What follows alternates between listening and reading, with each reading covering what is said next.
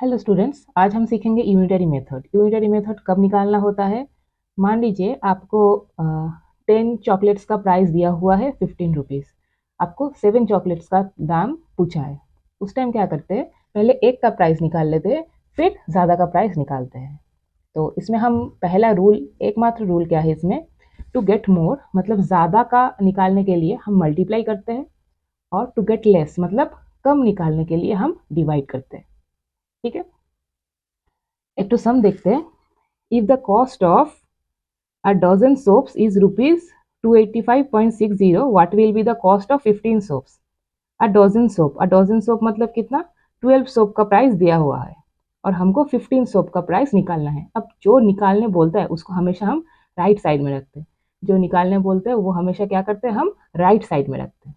तो क्या करेंगे, let the price of 12 soaps is rupees 285.60। तो प्राइस ऑफ वन सोप क्या होगा, कम होगा। एक साबुन का दाम हमेशा कम होता है, तो 285.60 डिवाइडेड बाई 12। और प्राइस ऑफ 15 सोप बोला है, 15 सोप विल बी, अब ज़्यादा देखिए, पहले कम निकालना था तो क्या किया था, डिवाइड। अब ज़्यादा निकालना है तो क्या करेंगे, मल्टीप्लाई, डिवाइडेड बाई 12 इंटू 15। अब जैसे रिड्यूस करेंगे, 3 से काटते 4, 3 से काटते 5, अब 4 से इसको करते, 4 7 ज़ा 28, 4 1 ज़ा 4, 5 रहा 1 16, 4 4 ज़ा 16 0। अब 75.40 के साथ 5 मल्टीप्लाई तो आता है 753, अच्छा 375। ठीक है, अच्छा तो ये मल्टीप्लाई हो गया, तो ये हम लोग का 15 सोप का प्राइस। तो आंसर क्या लिखेंगे, स्टेटमेंट में अगर आंसर लिखते हैं तो लिखेंगे price of 15 soaps is rupees 357। ठीक है, एक और सम करके देखते हैं। पूछा क्या है, transport company charges rupees 540 to carry 25 tons of weight. ठीक है, मतलब 540 रुपीज लगता है 25 टन के लिए, तो 35 टन के लिए कितना लगेगा। अब प्राइस पूछा है, चार्ज मतलब प्राइस पूछा है, तो प्राइस को हम राइट साइड में रखेंगे। तो कैसे लिखेंगे, 25 tons of weight charges rupees 540, 1 ton weight charges rupees 540 by 25, और 35 tons of weight charges rupees 540 into 35 by 25। 5 से डिवाइड करते हैं 5 7, 5 से डिवाइड करते हैं 5 1 5 0 8, तो रुपीज 7 8 56, 7 1 7। तो प्राइस चार्जेस क्या होगा, रुपीज 756। अब स्टेटमेंट में आंसर कैसे लिखेंगे, the charges to carry 35 tons is rupees 756। अच्छा, थर्ड सम देखते हैं। पूछा है कि 35 लीटर का कॉस्ट है रुपीज 87.50, तो 315 रुपीज में कितना लीटर आप खरीद सकते हैं। तो अभी हाउ मेनी लेटर्स मतलब लेटर्स पूछा है, तो लेटर्स होगा कितना, राइट साइड में। तो कैसे लिखेंगे, रुपीज 87.50 कॉस्ट फॉर 35 लेटर्स। ठीक है, 1 कॉस्ट फॉर 35 बाई 87.50 लेटर्स, और 315 cost for 35 into 315 by 87.50 letters. अब क्योंकि डेसिमल है तो डेसिमल उठा के ऊपर 100 आ जाएगा, क्योंकि डेसिमल के बाद 2 डिजिट था, तो 1 के पीछे भी 2 जीरोस लग जाएगा। तो एक तो 0 0 काट लेते हैं, फिर 5 से काटते हैं, 5 7 35,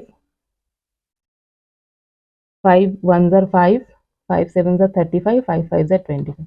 7 से काटते हैं, 7 2 14, 7 5 35, 25 से 5 5 2 ज़र 10, फिर 5 से 5 6 ज़र 30, 5 3 ज़र 15, 63 इंटू 2 मतलब 126।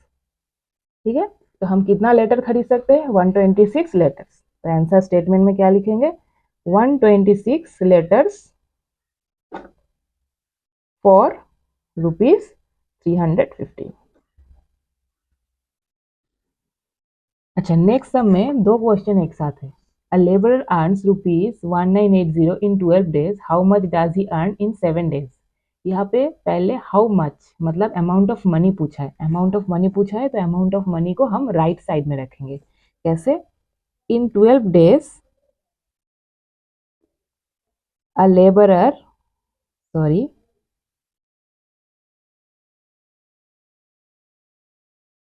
₹1980। तो 1 डे में क्या करेगा?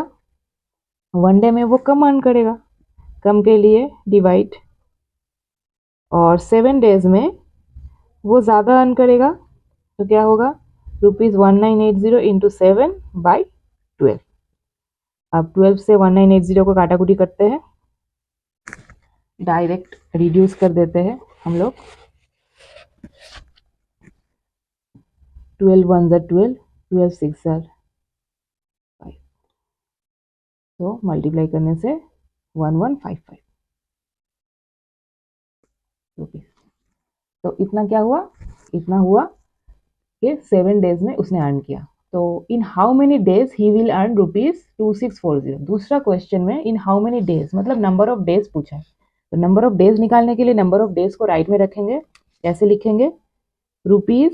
₹1980 can be earned in 12 days. ₹1 can be earned in 12/1980 days, कम दिन में कम पैसा। और ₹2640 can be earned in 12 into 2640/1980। अब इसको काटेंगे तो सेम 165 आएगा। फिर 5 से काट देते हैं, 33, 528, फिर 3 से काट देते हैं 11, 3 से काट देने से 176, अब 11 से 60 मतलब 16 डेज। ठीक है, दोनों का स्टेटमेंट में आंसर लिखने से, जैसे यहाँ पे लिखेंगे how much does he earn in 7 days, in 7 days he earns ₹1155। और ये बोला in how many days, in 16 days he earns ₹2640। ठीक है, नेक्स्ट हम देख लेते हैं। नेक्स्ट में क्या पूछा है? 24 workers can build a wall in 15 days, how many days will 9 workers take to build the similar wall? ये वाला देखिए, नंबर ऑफ पीपल्स दिया है और नंबर ऑफ डेज दिया है। नंबर ऑफ पीपल्स और नंबर ऑफ डेज रहता है तो वो हमेशा इनवर्सली प्रोपोर्शनल होता है। मतलब अगर ज़्यादा लोग काम करेगा तो कम दिन में काम होगा, और अगर कम लोग काम करेगा तो ज़्यादा दिन लगेगा काम करने के लिए। कैसे करेंगे? करेंगे ऐसे कि 24 workers works for 15 days. 1 worker work कितना करेगा? एक आदमी को काम करने के लिए रखेंगे तो ज़्यादा दिन लग जाएगा काम करने के लिए, तो क्या हो जाएगा? उस टाइम मल्टीप्लाई हो जाएगा। ठीक है, और 9 वर्कर्स वर्क फॉर, 9 वर्कर मतलब ज़्यादा आदमी काम करेगा तो जल्दी काम हो जाएगा, मतलब कम जल्दी काम हो जाएगा तो दिन कम लगेगा, तो डिवाइड हो जाएगा। तो 3 से काटते, 3 5 ज़र 15, 3 3 ज़र 9, 3 8 ज़र 24, तो 5 8 ज़र 40 डेज। तो 9 वर्कर्स 40 डेज में काम खत्म करेगा।